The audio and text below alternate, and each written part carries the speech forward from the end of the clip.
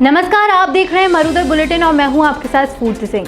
राजस्थान से जुड़े हाईवे दोपहर 12 बजे से 3 बजे तक पूरी तरह से जाम रहेंगे। प्रदेश की सत्ताधारी पार्टी कांग्रेस ने किसानों के इस आंदोलन को पूरा समर्थन दिया है। ऐसे में कानून व्यवस्था के नाम पर अब पुलिस प्रशासन की ओर से किसानों को ना तो हाईवे पर जाने से रोक सकेगी और न ही किसी प्रकार के जाम को खुलवाने की कवायद की जानी है। केंद्र सरकार की ओर से लाए गए कृषि कानूनों के खिलाफ किसानों ने शनिवार को 3 घंटे के लिए देश भर में हाईवे जाम का आह्वान किया है। इंटेलिजेंस की रिपोर्ट के अनुसार किसान ट्रैक्टर लेकर आएंगे और प्रदेश में इतनी बड़ी संख्या हो सकती है कि दोपहर 3 बजे बाद से देर शाम तक हाईवे खाली होना मुश्किल होगा।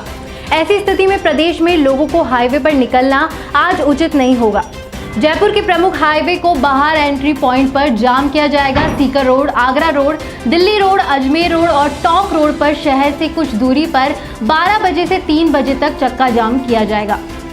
3 घंटे के चक्का जाम से अनावश्यक सेवाओं को मुक्त रखा जाएगा। एम्बुलेंस, स्कूल बस आ जा सकेंगे। आपातकालीन सेवाओं, बुजुर्गों और महिलाओं को चक्का जाम से छूट रहेगी। शहर के पास अबोहर बाईपास पर आज सुबह 2 ट्रॉलों में भीषण टक्कर हो गई, जिसमें 2 लोगों की मौके पर ही मौत हो गई, वहीं एक घायल हो गया। घटना की सूचना मिलने पर पुलिस मौके पर पहुंची, जिसके बाद दोनों मृतकों के शव को पोस्टमार्टम के लिए भिजवाया गया। वहीं घायल को एम्बुलेंस की मदद से अस्पताल भर्ती कराया गया। घटना हनुमानगढ़ जंक्शन क्षेत्र के अग्रसेन चौक के पास हुई, जहां एक ट्रॉला पंजाब की तरफ से आ रहा था, वहीं दूसरा ट्रॉला बीकानेर से आ रहा था।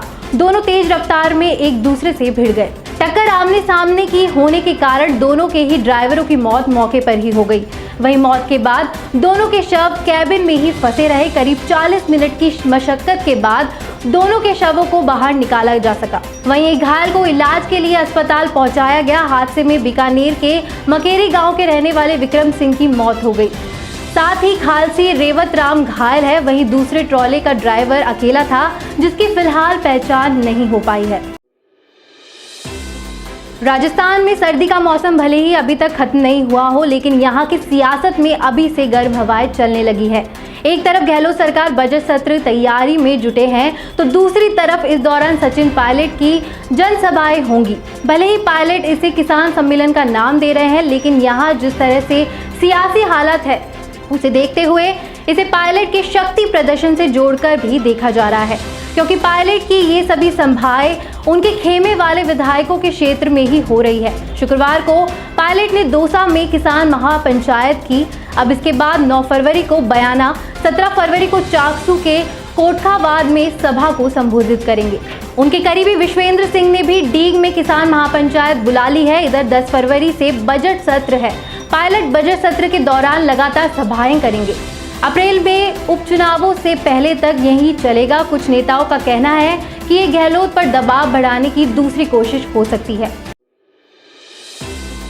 प्रदेश में 2 दिन से हल्की बूंदाबांदी के बाद फिर से सर्दी ने यू टर्न लिया है। बीती रात सर्द हवाएं चलने से कई शहरों में रात का पारा 4 से 5 डिग्री सेल्सियस तक गिरा है। माउंट आबू में बीती रात न्यूनतम पारा सबसे कम रहा। यहाँ का पारा 0.0 डिग्री सेल्सियस रिकॉर्ड हुआ।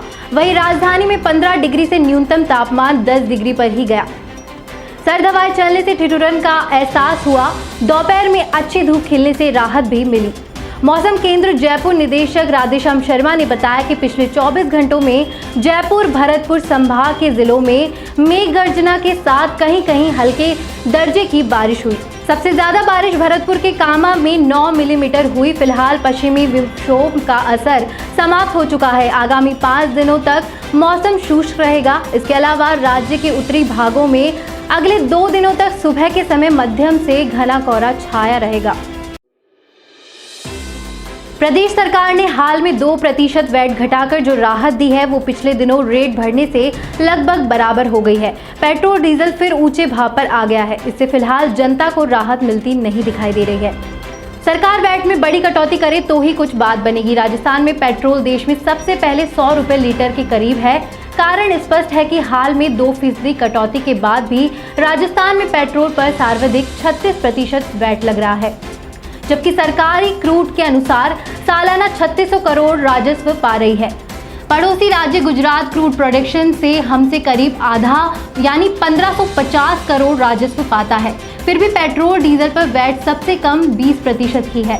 स्पष्ट है राजस्थान सरकार हमें ऐसी राहत दे सकती है। इसी बीच शुक्रवार को भी पेट्रोल 37 और डीजल 33 पैसे प्रति लीटर महंगा हो गया। सरकार ने पिछले 2 साल में पेट्रोल डीजल की घटी मांग और सस्ते क्रूड से कम हुए राजस्व को पूरा करने के लिए 3 बार में 12% वैट बढ़ाया, लेकिन डिमांड और क्रूड ऑयल के दाम बढ़े तो सिर्फ 2% ही वैट कम हुआ। इस बुलेटिन में फिलहाल इतना ही। देश और दुनिया की तमाम खबरों के लिए आप देखते रहिए मरुधर बुलेटिन। नमस्कार, मैं हूं सागर चौधरी और हमारा ये वीडियो आपको पसंद आया हो तो लाइक और शेयर जरूर करें और हाँ, हमारे चैनल को सब्सक्राइब और फॉलो करना बिल्कुल ना भूलें ताकि देश और दुनिया की कोई खबर मिस ना हो। तो जुड़े रहिए हमारे साथ और देखते रहिए मरुधर बुलेटिन, क्योंकि जिसकी कोई नहीं सुनता उसकी सुनता है मरुधर बुलेटिन।